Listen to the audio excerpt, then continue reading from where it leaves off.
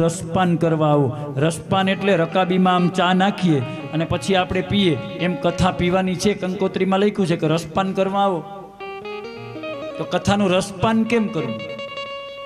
કાનથી કરાય। રસપાનનો અર્થ છે કાનથી કરવું, બોલવાનું નથી, ખાવાનું નથી। નહીતર તો એમ આપણે લખીએ ને કે તમે અમારા ઘરે કથા જમવા માટે પધારો। માલય મુહુરવો રસિકા ભુવિ ભાવુકા પીબત, તમે ભાગવતની કથા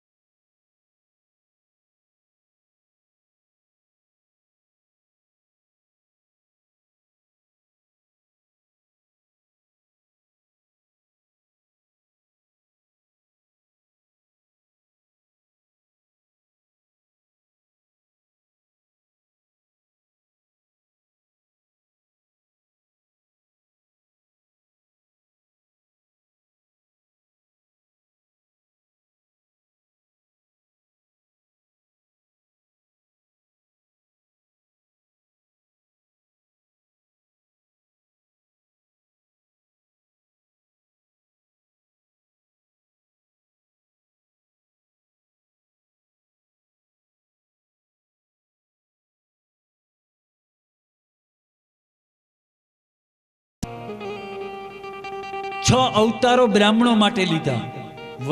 ત્યાર પછી પરમાત્માએ મત્સ્ય, નારાયણ, કુર્મ.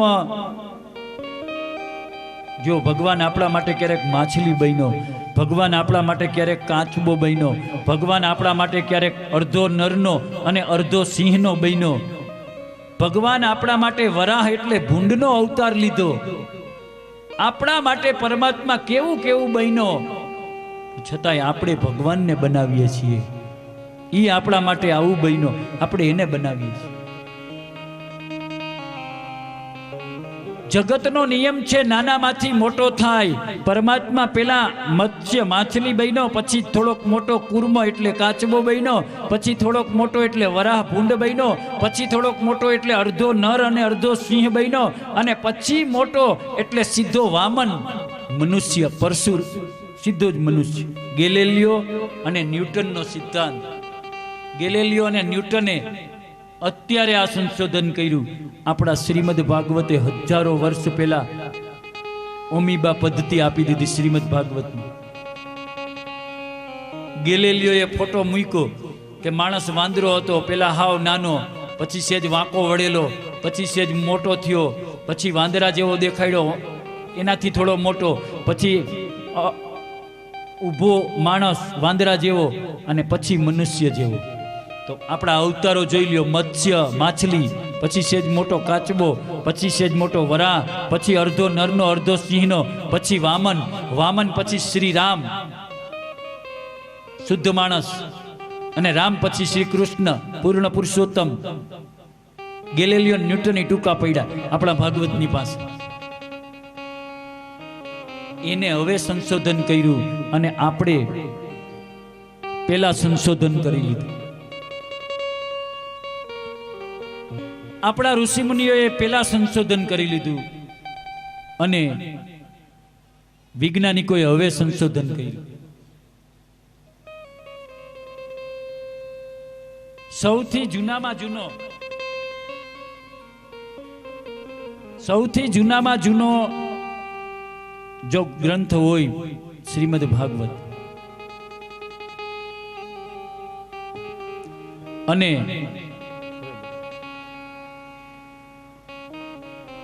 5000 વર્ષ પૂર્વે શ્રીમદ ભાગવત લખ્યું. 5000 વર્ષ પૂર્વે વેદવ્યાસજીને મનમાં સંકોચ થયેલો, અને મનમાં સંકોચ થયેલો એટલે નારદજી એમના ઘરે આવ્યા અને નારદજીને પ્રણામ કરીને કહ્યું કે મહારાજ, મારા મનમાં સંશય છે, એ સંશય મટાડો.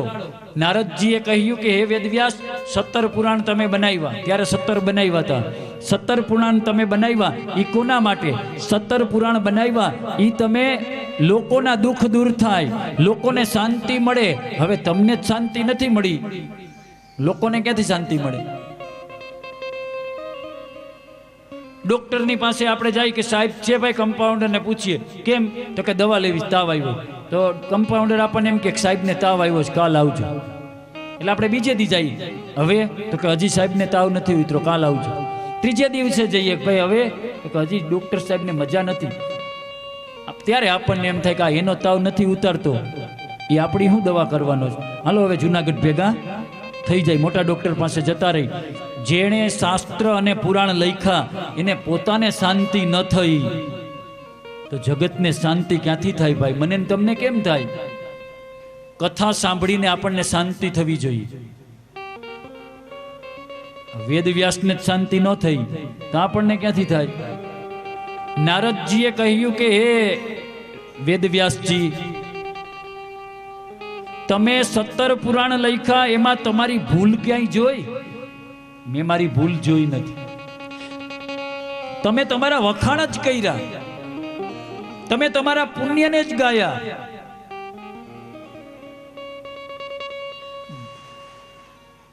ભક્તિ ત્યારે જ પહોંચી ગણાય કે આપણને આપણી ભૂલ દેખાય.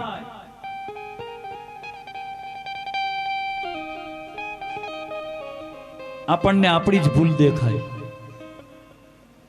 કૃપા ભઈ તબ જાનીએ જબ દીખે અપના દોષ. હરિની કૃપા ત્યારે જ આપણા ઉપર થાય કે આપણને આપણો દોષ દેખાય, બીજાનો નહીં. બીજાનો દોષ દેખાય ત્યાં સુધી માનવું કે હજી હરિની આપણા ઉપર કૃપા થઈ નથી. હે વેદવ્યાસજી, બીજાની ભૂલ શોધવાનું કામ ન કરો, તમારી પોતાની ભૂલ શોધો.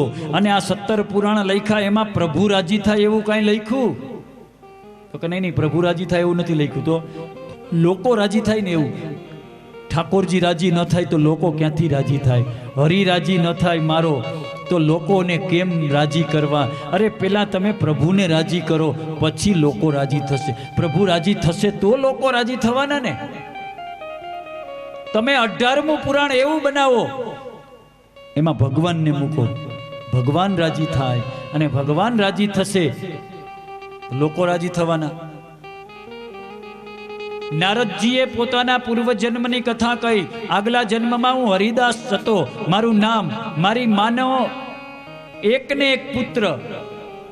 મારા પિતા નાનપણમાં મૃત્યુ પામ્યા હતા. મારી માં વિધવા હતી, ઘરના કામકાજ કરી અને જીવન નિર્વાહ ચલાવતી. મારી ઉંમર 5 વર્ષની. હું બાળકો સાથે ખેલકૂદ કરતો, રમતમાં ધ્યાન. એક દિવસે ચાતુર્માસ ગાળવા અમારા ગામમાં મહાપુરુષો આવ્યા. એમના ઠાકોરજીને લઈને આવ્યા. આગેવાનો એમનું સ્વાગત કર્યું, એમને ઉતારો આપ્યો. આગેવાનો એને ગુરુદેવ હતા, એમણે કહ્યું કે એક માણસની તમે આ નિમણૂક કરો જે અમારી સેવા કરી શકે. આગેવાને વિચાર્યું કે આ હરિદાસ છે એ હાવ નકામો છે ગામમાં. હવે આને કાંઈ એની માં જાય કામે અને હરિદાસ ત્યાં બહાર રમતો હોય, એટલે હરિદાસને નિમો. ગુરુદેવને કાંઈ જરૂર પડે તો હરિદાસ દ્વારા આપણને ગામમાં કેવડાવશે અને આપણે આશ્રમમાં પહોંચાડી દેશું. નારદજી વેદવ્યાસજીને પોતાના પૂર્વજન્મની કથા કહે છે કે હે વેદવ્યાસજી, આ મને ન ગમ્યું.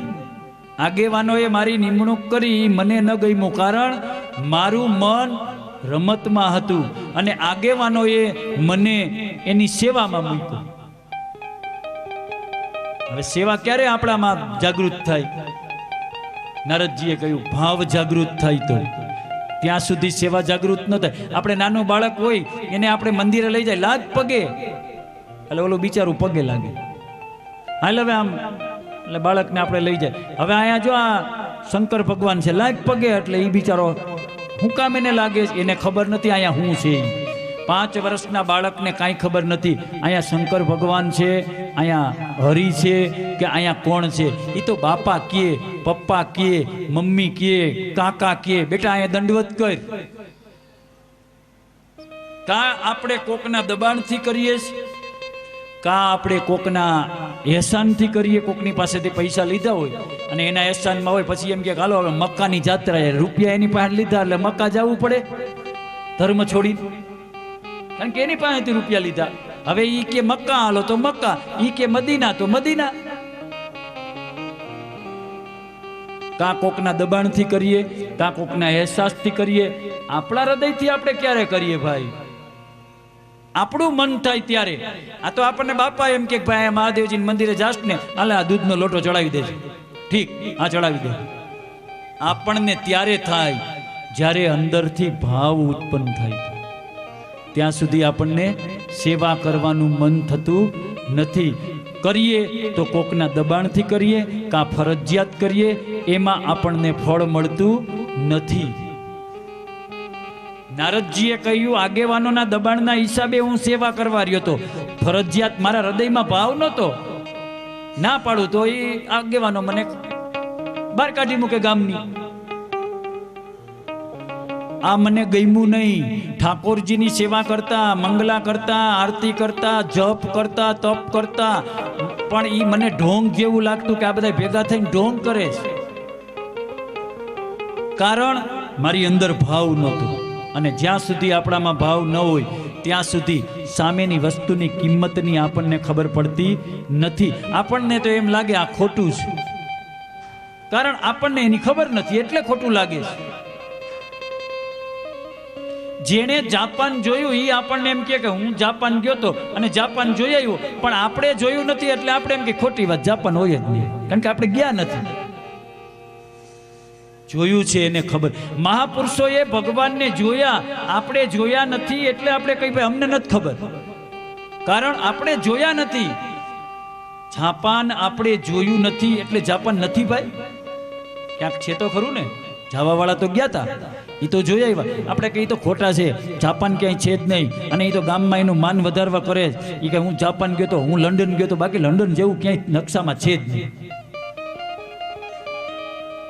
કારણ કે આપણે જોયું નથી. ઋષિ મુનિઓ એમ કે ભગવાન આવા ભગવાન તેવા, આપણે કઈ ખોટું હવે ઈ ન્યા ક્યાં, પણ ઈ એણે અનુભવ્યું, એમણે જોયું, અને જોયા પછી એનો અનુભવ આપણને કહ્યો કે આ ભગવાન છે. પણ હજી સુધી આપણને અનુભવ નથી થયો, ત્યાં સુધી આપણને ઈ ગમતું નથી, અથવા તો ઈ આપણને સત્ય લાગતું નથી. છે જ નહીં, આપણે એમ જ કહી દઈશું, છે જ નહીં. નારદજીને એવું જ લાગ્યું, આ બધા ઢોંગ કરે છે. મહાપુરુષની કૃપા 4 જગ્યાએથી ઉતરે. પેલી વારંવાર આપણા ઉપર દ્રષ્ટિ પડે તો એની પેલી કૃપા આપણું પાપ નાશ પામે. બીજી કૃપા એમના પ્રભુ, એમના ઠાકોરજીની સેવા કરતા, પૂજા કરતા એ વારંવાર આપણને યાદ કરે. ત્રીજી કૃપા એમના પ્રસાદ અને સામગ્રીમાંથી આપણને કણકો આપે, અધરામૃત આપે. ત્રીજી કૃપા. ચોથી કૃપા આપણને મહામંત્રનું દાન કરે, જેને આપણે બ્રહ્મ સંબંધ કહી, અથવા તો ગુરુ મંત્ર કહી, સિદ્ધ મંત્ર. 4 રીતે આપણા ઉપર કૃપા ઉતરે. એક કૃપા ઉતરે તોય આપણો બેડો પાર. નારદજીએ વેદવ્યાસજીને કહ્યું, ગુરુની નજર મારા ઉપર વારંવાર પડતી હતી, મને એમાં કઈ મન નહોતું, હું તો આમ ઓટલા ઉપર બેસતો, પણ ગુરુની કૃપા વારંવાર મારા ઉપર ઉતરતી હતી અને દ્રષ્ટિ પડતી હતી, એટલે પેલી કૃપા ઉતરી. મારા અમુક પાપ ગયા. એમના ઠાકોરજીની સેવા કરતા કરતા મને બોલાવે, હરિદાસ સમિધ નથી, હરિદાસ જલ નથી, હરિદાસ ફૂલ નથી.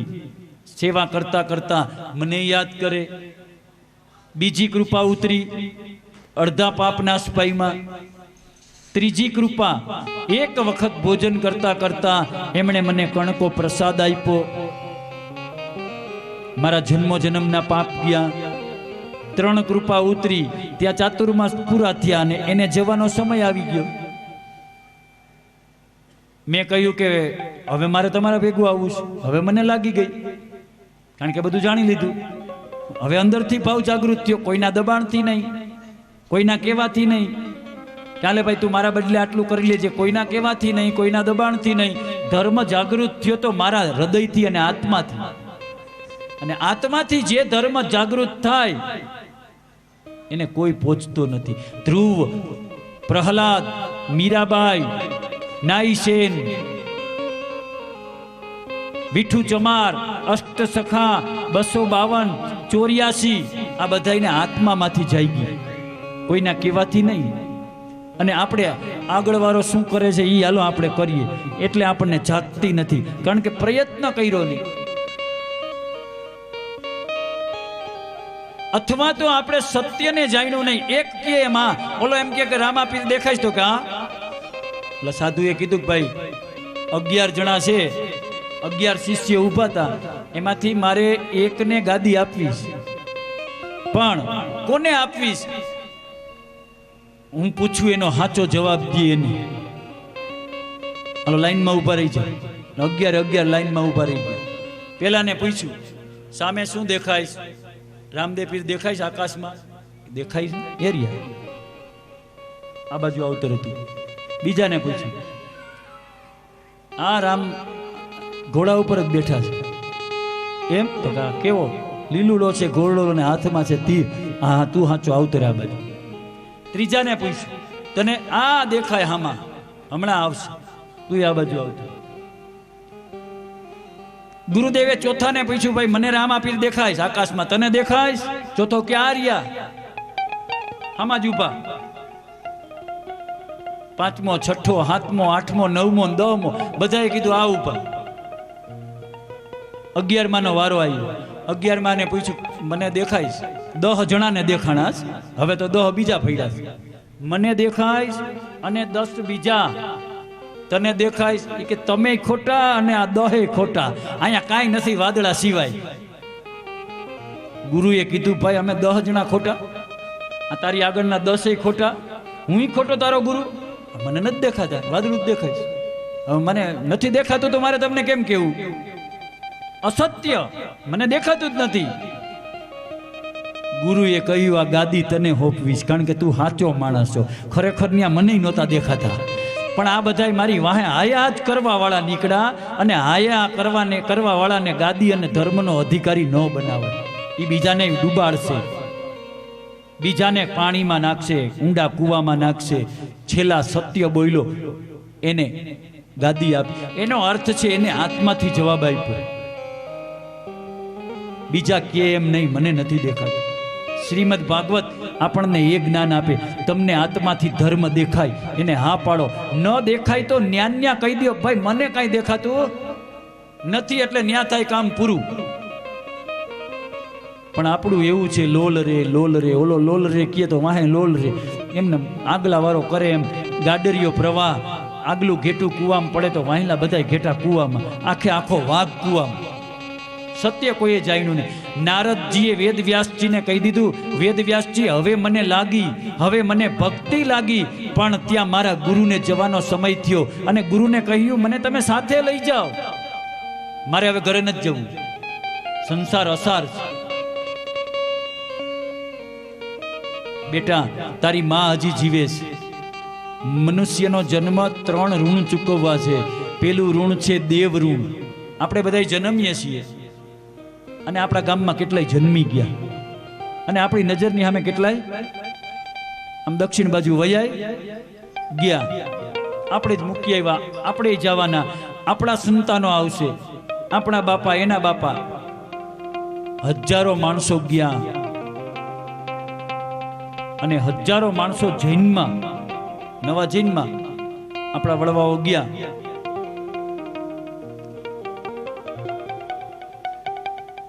પણ નારદજી વેદવ્યાસજીને ધર્મ સમજાવે કે હે વેદવ્યાસજી, સત્ય જે લાગે એ સત્ય, બીજું અસત્ય.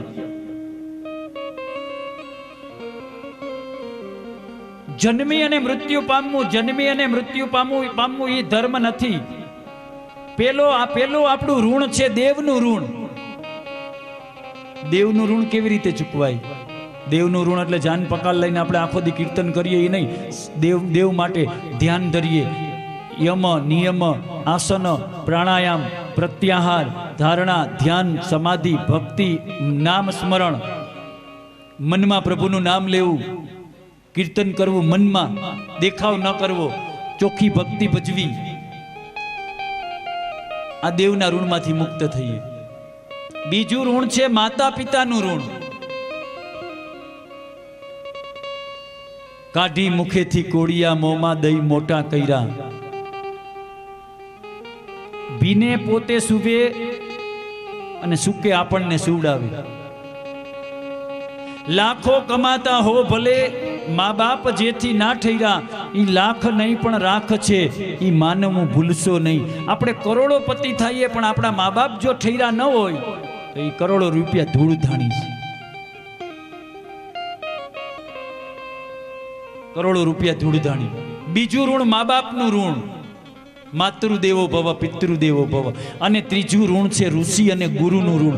આ 3 ઋણ ચૂકવાઈ જાય એટલે માણસ અહીં રાહ નથી જોતો. આપણે કહીએ ને ફલાણા ભાઈના હાથમાં રકાબી રહી ગઈ, ચા ન પીવાનો, લ્યો ઓર્ડર નહોતો ભાઈ, એને લખાણમાં નહોતું. આપણને એમ થાય ને ચા પીવા દીધો હોત તો. ફલાણા ભાઈની દીકરીના લગ્ન હતા, માંડવો આપણા ગામમાં ઘણા વર્ષો પહેલાં બન્યું હતું. માંડવાનો દાર ખોદતા હતા, પેલા દાર દેતા ને માંડવાનો, હવે તો કુંડા આવી ગયા તૈયાર. એટલે પેલા તો જ્યારે મુહૂર્ત હોય ત્યારે કોઈસને લઈને દાર દે, અને દાર દીધા પછી માંડવો એમાં નખાતો, આખી થાંભલી રોપાતી. મેં રોપી છે, નખાડો મારા ગયા પછી તો દાર શરૂ થાય, અને દાર કર્યા પછી માણેકથમ થાંભલીની આયરે એ ખાડામાં રોપે અને નાખે, પછી માથે માંડવો ને બધું નાખે. હવે એ આપણા જ ગામમાં માંડવાનો દાર ખોદતા હતા, અને એ કોઈસે હાથમાં રહી ગઈ દીકરીના લગ્ન, અને ન્યા એટેક આવી.